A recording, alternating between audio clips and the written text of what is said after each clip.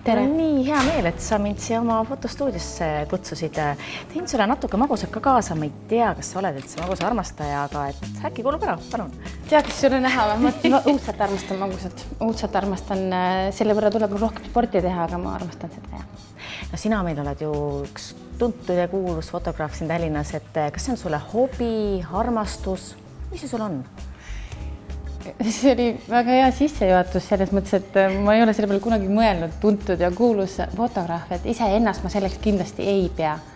Et olen täiesti tavaline, teen oma asja suure hingega ja kui ma saavutan selle, mida ma ootan iseendalt, siis see annab mulle veel nagu jõudu ja powerit. No siis ma saan aru, et see on ikkagi suur kirg, millest on välja kasvanud veelgi suurem armastus selle töö vastu. Jaa, seda küll. Kunagi ta oli lihtsalt hobi, et kõik, kui me areneme ja õpime käima sellel maastikul, siis ei tea ju mitte midagi sellest, eks ju. Tunneme ka ebakindlust ja nii edasi kukkumise juures. Aga täna, jah, sellest on, ma arvan, et 14 aastat juba kindlasti möödas, kui ma sellel maastikul ringi olen jooksnud ja tunnen ennast väga hästi ägedalt. No, kuidas selline pisik tekib inimese sisse? On see kaasa sündinud? Ma olen mõelnud selle peale. Ma arvan, et see on igas inimeses olemas, eks ju. Mil määral ta selle leiab ja kas talle see huvi pakub, see siis sõltub sellest isiksusest, eks. Et ega keegi ei sünni nagu ka emana siin maailma, eks ju, rollina seda rolli pidama, et mina avastasin endas selle, et mind huvitab fotograafia, äkki oligi 13 aastat tagasi. Ja 12 aastat tagasi, kui sündis mu esimene laps, Pärle-Maria, siis ma soetasin koos sellega omale esimese fotoaparaadi Pentaxi, millega ma siis nii-öelda alustasin seda fotograafiat ja üks enamus naised, kui tuleb nii-öelda hetk, hakatakse pere looma, siis jäädustatakse ikkagi oma last kõige esimesena. Et seal juures ma olen ka nagu muid asju pildistanud, lindusid, loomasid ja nii edasi, teisi naisi ja mehi ja nii edasi. Aga jah. Räägi üldse oma arengust, et sa ei ole ju kogu aeg siin pealinnas olnud, et sa oled ka laias maailmas ringi rännanud. Ma ei teagi, kes seda nagu laias maailmas nimetada, aga kui ma ühel hetkel tundsin, et ma nüüd võiksin hakata seda hobi tegema nagu tööna ja leiba teenima sellega, siis tuli mulle üks hästi huvitav pakkumine Digasmo moeärilt, et tulge meile pildistama pulmakleite. Mina ei olnud üldsegi sellest kindel, et teada on, et sulle pruudid ei meeldi? Mulle meeldivad, aga see valge kleidi teema on hästi selline keeruline ja raske ja see minu jaoks oli väga suur väljakutse. Aga ega selles mõttes ma nagu tagasi tõmmanud ennast, et ma olen ikka see, kes nagu otse ja ikka omadega, eks ju.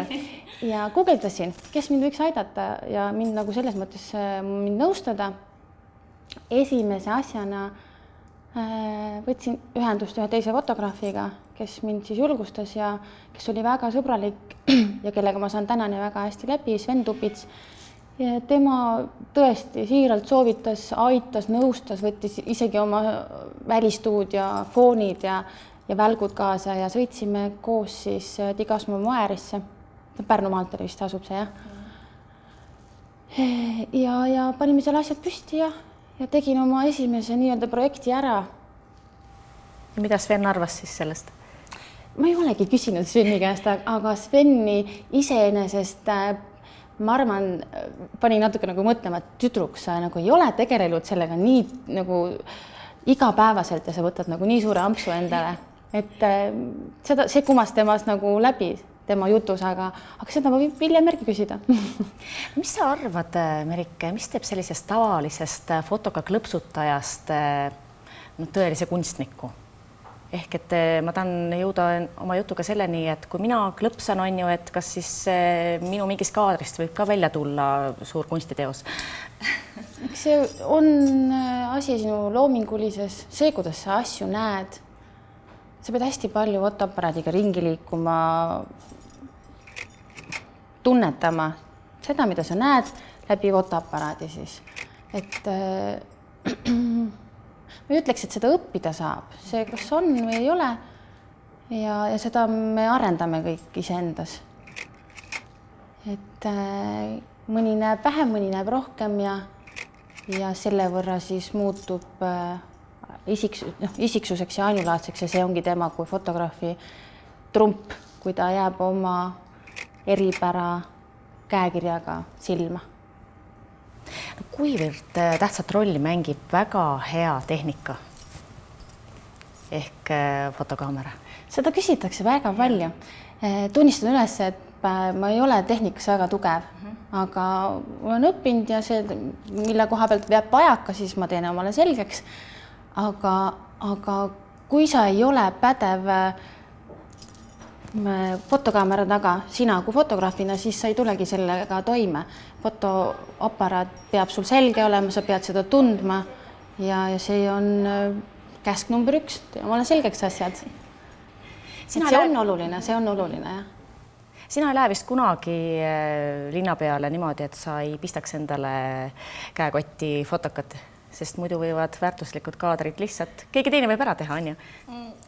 No see käib pigem rohkem nende fotograafide, kes on reportaažfotograafid. Et jah, täna ma olen juba nii julge, et ma võtan tõesti fotoaparaadi, mis on telefon, võtan kotist välja ja teen pilti, aga seda suurt 10-kilost fotoaparaati ma kindlasti kaasas ei pea. Mida või keda sulle kõige enam meeldib pildistada? Täna mulle meeldib käia seltskonnaüritustel ja pildistada erinevaid ja vahetuid inimesi. Mulle endale meeldib ka väga pildistada naisterahvaid, kes on veel väiksemad kui hallitiired ja oma arust koledamad kui kärnkonnad. See minu jaoks väljakutse. Pluss 40, pluss 35, sealt alates naisterahvaid tundma panna, et nad on isaldusväärsed, naiselikud, seksikad, julged ja enesekindlad naised, et see on selline protsess, mis paneb ennast ka hästi, kuidas ma ütlen, põlema seest. See protsess võib, vahest need fotosessioonid võivad kesta, teate, võtame plaani, et on 1,5 tundi, on ju. Kellegi kella ei vaata, see läheb 3 tundi. Et ma näen seda, et klient on juba väsinud, siis ma saan aru, et kell on juba palju, et aeg on kulunud. Aga mina ikka kütan, sest ma olen ise juba nii käima läinud. Et need pakuvadki mulle just kõige rohkem huvi. Et peale sinu fotosessiooni naine, kes arvab, et ta on kärnkonn, siis ta muutub tõeliseks printsessiks. Seda on pilli peal pärast kindlasti näha ja pärast fotosessiooni on see naine palju avatuvam ja enesekindlam. Et see nii ongi, nii on ja kui ta neid pilte pärast näeb, siis ta ütleb, et issand Merik, see ei ole mina. Ja pildid õnneks on tõestusmaterjalid, et see oled sina ja nii ongi, jah. Fotostuudio nimi on Südamest südamesse. Miks just nii? Hetkel on see stuudio veel ehitamine pooleni, aga selles mõttes Südamest südamesse tuli, ta on ettevõtte nimi ja pakub siis eelkõige fotograafia teenust.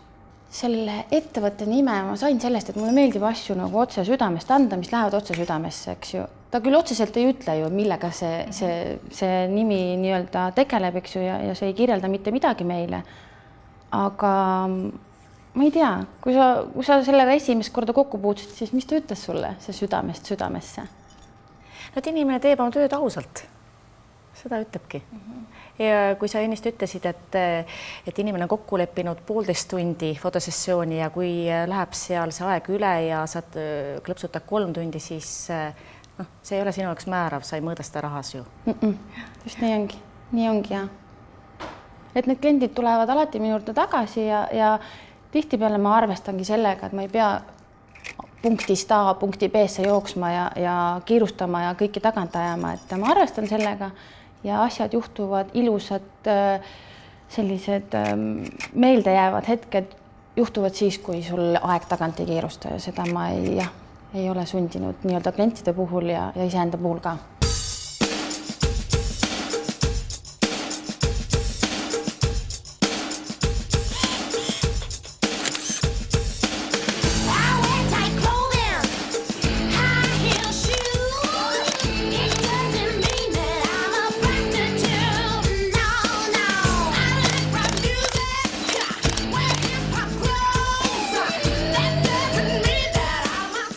Suudad sa meenutada, millised need sinu kõige eredamad jäädvustused on olnud? Võib-olla see kõige-kõigem foto? Teate, siis, kui ma ei olnud veel eriti teadlik ja oma arust ei osanud veel. Et ma ei oska oma arust siiamaani ei oska. Mida rohkem ma õpin, seda vähem ma tean ja oskan. Täitsa see tunne vist ei lähegi paremaks selles mõttes, et aga ühel hetkel, kui ma sain pakkumise Martini Lights, üks Itaalia firma, nemad tegelevad siis valgustusega ja Tallinnas siin on Kristiine keskus suuresti selle firma poolt ära sisustatud ja tegi neile esimesed kataloogi või brosüüri pildid. Ja sellega seoses sattusin ma Itaaliasse, kas ta oli arhitekt oli vist selle ettevõtte nimi, kes korraldas seda 50. sünnipäeva, selle ettevõtte sünnipäeva ja ma sattusin sinna. See võis olla äkki 2-3 aastat tagasi, juba vist isegi 3-4 aastat tagasi. Ja seal ma sain tuttavaks ühe fotograafiga, kohalikuga Milanost, Paolo Esposito oli tema nimi ja seal me leidsime selles mõttes fotograafia maastiku hästi ühise keele ja meil juttu jagus väga pikkadeks tundideks. Ja siis me leppisime kokku, et kui tal on aega, siis mina kui nii-öelda Eesti fotograaf varastaksin natuke tema aega ja vaataksin kõrvalt tema tööpõldu, millega temaga tegeleb. Tema oli moefotograaf. Minul ei olnud moest siis üldsegi aimu ja see on hoopiski teine maailm kui portree pildistamine, arhitektuuri pildistamine, see kõik on väga erinev. Ja leppisime siis omavahel kokku, väga sümpatiseerisime ja saime omavahel kokku leppida. Kohe nii ei läinud, et ma sain 1-2, see ei olnud võimalik sõita, möödus 1-2 ja oli võimalus sõita, võtsin oma asjad, tundsin suurt hirmu, sest et ma ei olnud tõesti varem Milanos käinud üksinda, sõitsin metrooga, ta ilusti selles mõttes juhendas mind telefoni teel, et kuhu peab sõitma, mis peatus ja nii edasi, tuli mulle vastu, viis mind hotelli ja ütles, et hommikul 7:30 oled mul stuudios ja sa ei erine mitte kelleski teisest abilisest, kui keegi teine seal on, täpselt samad reeglid, kell 7:30 oled ja tagasi nii-öelda, kuidas ma ütlen, tagasi andmist ei ole. Ja siis suhteliselt rahutu öö oli, sest et minu jaoks oli see kõik väga huvitav ja uus ja ma ei saanud magada. Jõudsin kohale 10 minutit hiljem, sest et ma tõesti ei adunud, kus ma olen täpselt. Ma jõudsin hotelli pimedas ja ma ei teadnud täpselt, kus ma olen. Leidsin siis selle stuudio ülesse, sain veel riielda, et meil siin tööpäeva hakkab 7:30. Et olgem nagu täpsed ja ma vabandasin selles mõttes, et ja mulle meeldis see resoluutsus, et see kõik ei ole mingit tagasiandmist. Ja see oli minu jaoks hästi huvitav, kuidas seal asju aetakse. Seda oli huvitav jälgida ja kui see protsess oli möödas, siis see soojus ja see, kuidas tegelikult ikkagi üks tippfotograaf suures maailmas hindab mind kui inimesena fotograafi täitsa väikses Eestis, samamoodi nagu ta ise ennast, eks ju, siis see pani mind nagu veel rohkem uskuma, et ma ajan õiget asja. Sest et ta tõi minus endas välja, ma mäletan, ma võtsin, mul ei olnudki kohvris mitte midagi muud kui ainult mingi oma portfoolio, mis kaalus 10 kilo, eks ju, kleidid ja kingad, need polnud üldse olulised minu jaoks sellel hetkel ja võtsin oma portfoolio kaasa sinna stuudiosse, näitasin talle ja siis ta lehitses ja andis neid hinnanguid ja kommentaare.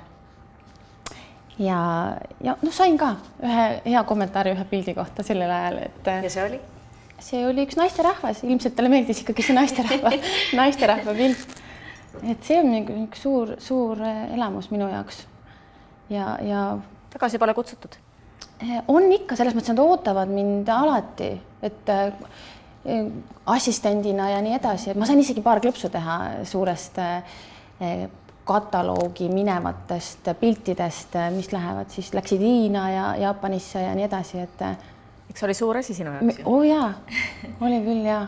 Aga et siin nagu Eesti mastaabis, mis on põnevaid projekte minu jaoks olnud, neid on ka olnud viimased 3 aasta jooksul, ikka on, selles mõttes, kui sa praegu küsid mu käest, siis esimese asjana mulle tuleb meelde, kui mind kutsuti ühe tuuri fotograafiks näiteks. Ja, et seal oli hästi palju bände. Kes need kõige kuulsamad ja kummalisemad siit Eestist on olnud, keda sa oled pildistanud?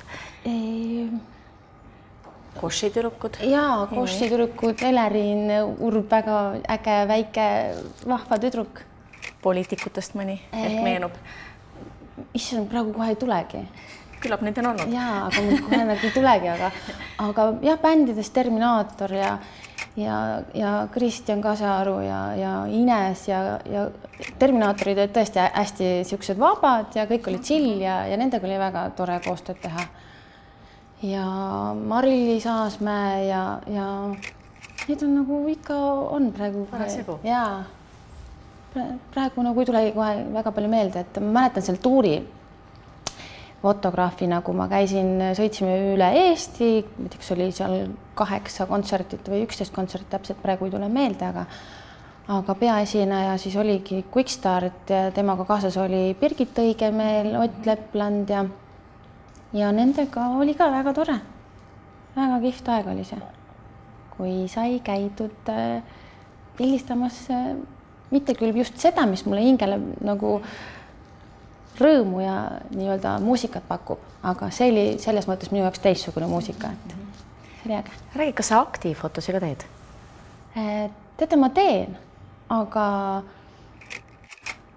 mitte stuudios. Selles mõttes, et ma ei teagi, kas seda saab otseselt siis aktiks, saab aktiks seda nimetada, aga mingil hetkel see pildistamine läheb nii-öelda aktiks, et kui naised on alguses sellised lössis ja närtsinud, siis nad lähevad teatud hetkel suureks õieks ja need riided hakkab selles mõttes mingil hetkel lendama seljast. Aga räägi, mida sa tunned siis, kui sa oled teinud eriti hea klõpsu? Et millised tunded sind siis valdavad? Kas sa premeerid ka ennast kuidagi siis? Neid hetki on olnud, et hästi suur niisugune sabin ja ärevus on ikka alati iga fotosessiooni alguses sees, aga see vaibub siis, kui protsess juba käib. Ja alguses oli nii, et ega ma väga täpselt ei teadnudki, mida ma nagu taga ajan, eks ju. Ma vaatasin, väga toredad, ilusad pildid, et kindlasti meeldib kliendile ka, aga täna ma tean täpselt, mida ma tahan ja räägin ja lepin kokku selles kliendiga.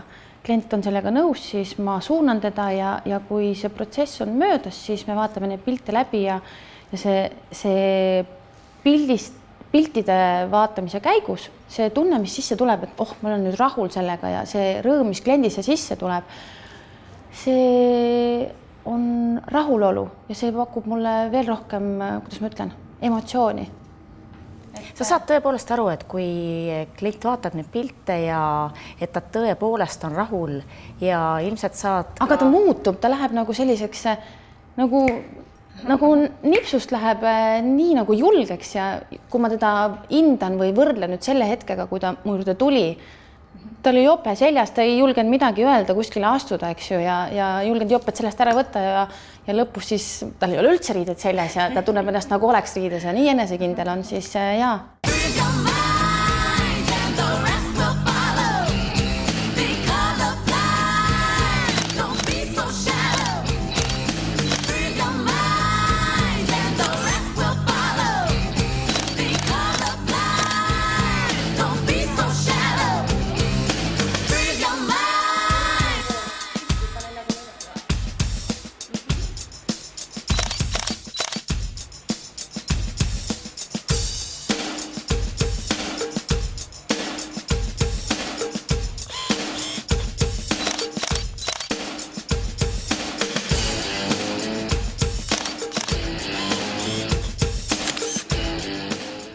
Sessioon on päris untsuga läinud? Väliselt mitte, minu sisemiselt võib-olla ma ei ole olnud rahul iseendaga seda, mida ma nagu ootan. Aga selle halva tunde peletab minust see, kui ma lähen näiteks pärast seda, võtan sauna, väikeses mingi spa protseduuri. Ja siis on see mööda läinud. Aga see on kõik, mis toimub minu sees, selles mõttes, et nagu otseselt väliselt ei ole olnud ühtegi, ütleks isegi mitte ebameeldivat. Üks oli, aga noh, see läks kiirelt mööda.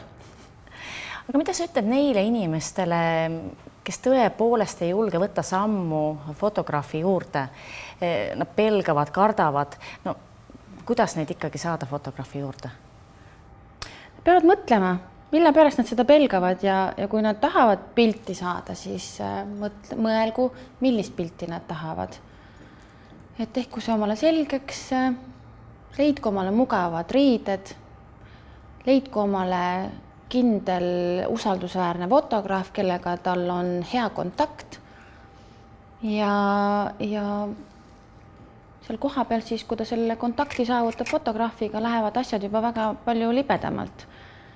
Et mina enda juurde ootan väga selliseid 35+40 naisterahvaid. Ma olen õiges kohas. Väga hea, aga ma ei ütleks sulle, et sa 35 ega rohkem. Et ta peab selle õige tunde leidma iseendas, et ta nüüd on valmis ja keegi kedagi sundida ei saa. Et kui ta ei taha, siis ei juhtugi midagi ilusat pildi peal. Kuidas sa käitud sellise kliendiga, kellel on, ütleme, et füüsiliselt, kuidas ma nüüd sulle seletan, ütleme näiteks, kellel ei ole ühte kätt. Füüsiline puue. Füüsiline puue, et kuidas sa käitud siis sellise inimesega? Täpselt nii nagu kõikide teistegagi, et ma olen käinud sellistes kohtades täiesti pildistamas, kus on süvapuudega inimesed. Et Tallinna noortekodus, kus kutsutigi sõbrapäeval mind pildistama ja ega ma ei käitunud seal teistmoodi, et ma olin seal lõpus ja ma selles mõttes juhendasin, et kellel oli seal käimispuue ja nii edasi, et siis ma teda aitasin ja selles mõttes ma ei suhtu nendesse üldsegi mitte teistmoodi, et nad on samasugused inimesed ja nad on isegi soojamad ja sellised viisakamad. Et ma ei suhtu nendesse kindlasti mitte teistmoodi kui sinusse või siis. Seda on nii hea kuulda. Aga kui ma nüüd näiteks tulen sinu juurde, kas ma peaksin olema üleni meigitud või siis tegelikult ma olen sinu kohta ka lugenud, et sulle meeldib ka täiesti naturaalne ilu. Jaa. Et mis see nüüd siis nüüd parem on, et kas ma nüüd peaksin ennast üles mukkima või tulema täiesti... Aga see ikkagi sõltub sinu enda soovist, et kui sa tahad peale panna natukene meiki, et tunda ennast, ma ei tea, pidulikumalt, siis sa kasutad meiki. Et mulle endale meeldib väga, kui naine näeb seda peeglist ja tunnistab seda, milline ta on, kasutamata siis palju ripsme värvi ja ripsme laovärve ja huulepulka ja nii edasi, et ma hindan seda, kui on vähe meiki peal pildistamisel, jah, just. Räägi, palju sul siin pealinnas konkurente on? Räägime nendest ka. Ja miks sina just oled teistest parem? Ma ei ole sellele kunagi mõelnud ja täna mõtleme.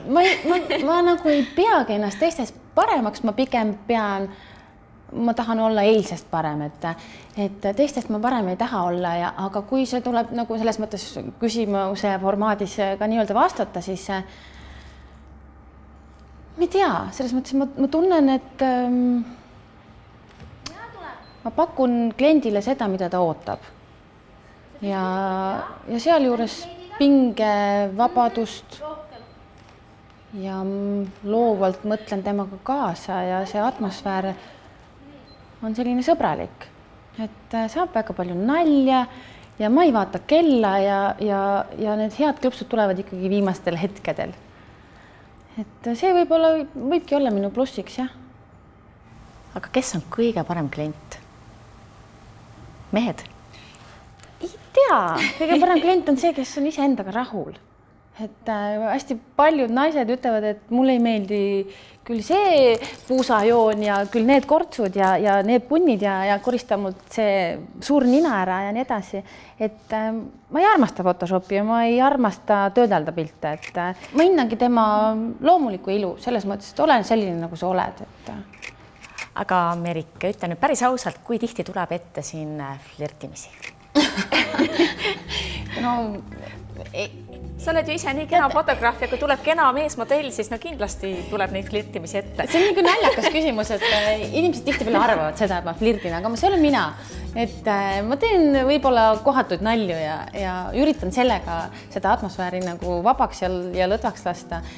Ja aga ma tahtlikult kindlasti ei flirdi, et okei, tuleb ette vahest, aga oma klientide juures kindlasti mitte. Ja kui mul on suurel määral ikkagi naisterahvad või lapsed ja seltskonnad, seltskonnas võib seda nimetada küll ka flirtimiseks, sest et muidu sind ei panda tähele ja keegi ei julge sinuga vestelda ja keeratakse selgi ja nii edasi, et seal sa pead ikkagi olema nagu sõbralik, aga kas seda saab flirtimiseks pidada, seda ma ei oska öelda. Et see olen lihtsalt mina olen selline. No kui nüüd, kes vaatab seda saadet, mõtleb ka, et ai, tahaks nii Merikese juurde minna, et kuidas ta sind siis leiab ja kui pikad on järjekorrad? Aega leian ma inimeste jaoks alati. Leian mind www.südamesse.ee aadressilt, mis siis tegeleb fotograafiaga, ainulaadsete lõpuraamatutega ja erinevate teenustega ja sealt leiabki mind kui fotograafina täitsa olemas. Aga ma väga tänan selle põgusa intervjuu eest ja soovin sulle suurepärast uut aastat. Aitäh, seda on vaja.